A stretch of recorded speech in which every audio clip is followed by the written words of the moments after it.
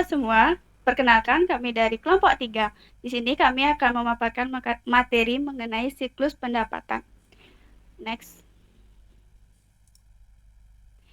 Sebelum ke materi, izinkan saya memperkenalkan diri saya terlebih dahulu, yaitu saya sendiri ada Novelia, NIM 61, dan teman saya Muhammad Hasan Faisal, NIM 77, dan Marta Yoga, NIM 23.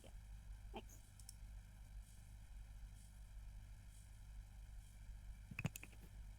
Definisi sistem pengendalian internal. Sistem pengendalian internal meliputi struktur organisasi, metode, dan ukuran-ukuran yang dikoordinasi untuk menjaga kekayaan organisasi, mengecek ketelitian dan keandalan data akuntansi, mendorong efisiensi, dan mendorong dipenuhinya kebijakan manajemen.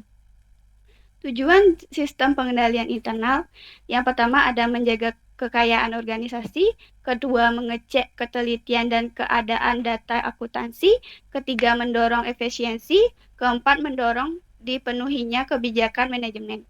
Selanjutnya ada dokumen. Next. Sebuah dokumen memberikan bukti dari suatu peristiwa ekonomi dan dapat digunakan untuk memulai proses transaksi. Jenis-jenis dokumen ada dokumen sumber, dokumen yang dibuat di awal atau sumber dari transaksi digunakan untuk menangkap dan meneruskan data transaksi yang membutuhkan siklus transaksi untuk diproses. Yang kedua ada dokumen produk. Hasil dari proses transaksi daripada mekanisme memicu untuk proses tersebut. Misalnya, gaji C untuk karyawan adalah dokumen produk sistem pengajian. Yang ketiga ada dokumen proses. Dokumen produk dari satu sistem yang menjadi dokumen sumber untuk sistem lain. Yang materi selanjutnya yaitu jurnal dan akun yang menyediakan jejak audit. Jurnal adalah sebuah rekod transaksi secara kronologis ketika semua fakta yang relevan tentang transaksi diketahui. Peristiwa dicatat pada sebuah jurnal dalam urutan kronologis. Setiap transaksi memerlukan ayat jurnal terpisah, mencerminkan akun-akun yang dipengaruhi dan jumlah yang akan didebit dan kredit. Sedangkan jejak audit merupakan catatan yang memungkinkan sebuah transaksi dapat ditelusuri dari dokumen sumber menuju ke sebuah ringkasan total atau laporan keuangan atau sebaliknya. Jurnal memiliki dua jenis, yaitu jurnal khusus dan jurnal umum. Jurnal khusus digunakan untuk mencatat kelas transaksi yang muncul dalam volume tinggi. Jurnal umum untuk mencatat transaksi yang jarang terjadi atau tidak sama. Ataupun akun yang menyediakan jejak audit, misalnya akun aset tetap. Akun aset tetap ini merupakan suatu komponen yang berpotensi dengan adanya salah saji laporan keuangan.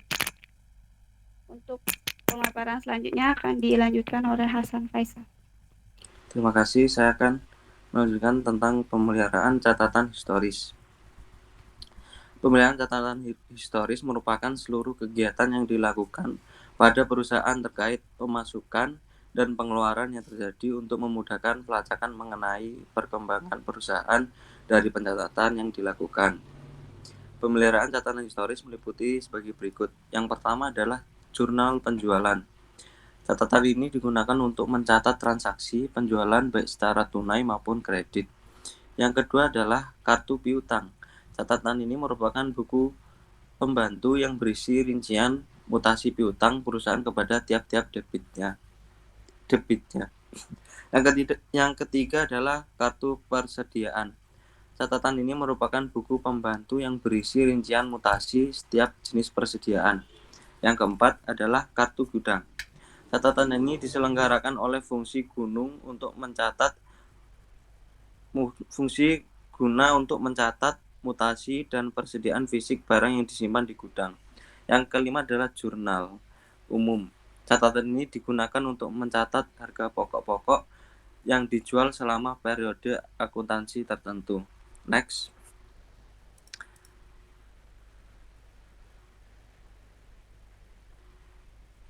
Selanjutnya,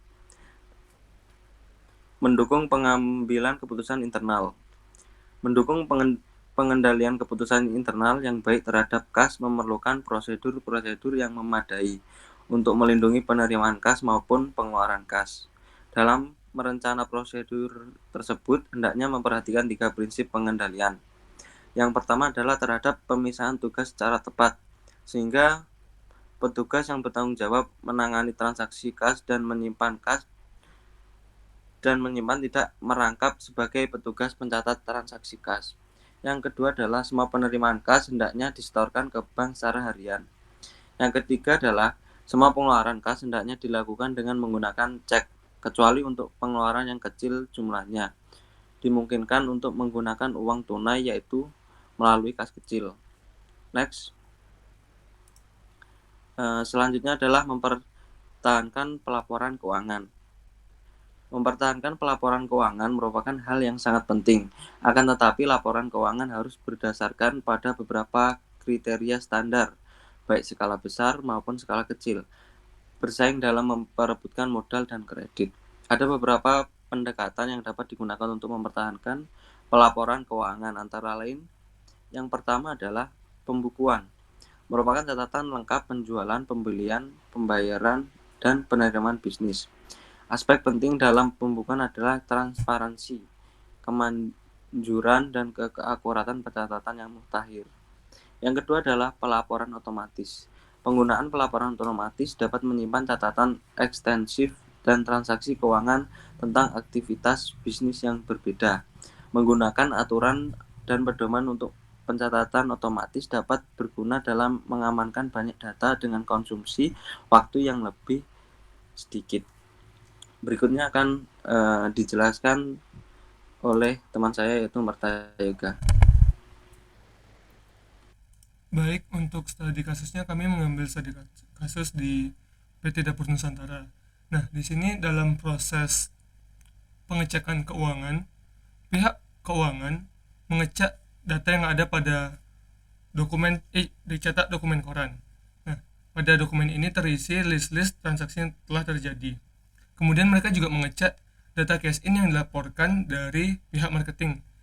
Dari data cash in dan juga cetak dokumen koran ini dibandingkan apakah sudah sesuai atau belum. Jika sudah sesuai berarti transaksi sudah benar dilakukan. Tapi jika ada angka atau data yang tidak sesuai berarti terjadi kesalahan atau pemasukan data yang tidak valid. Baiklah, sekian dari kelompok kami. Terima kasih.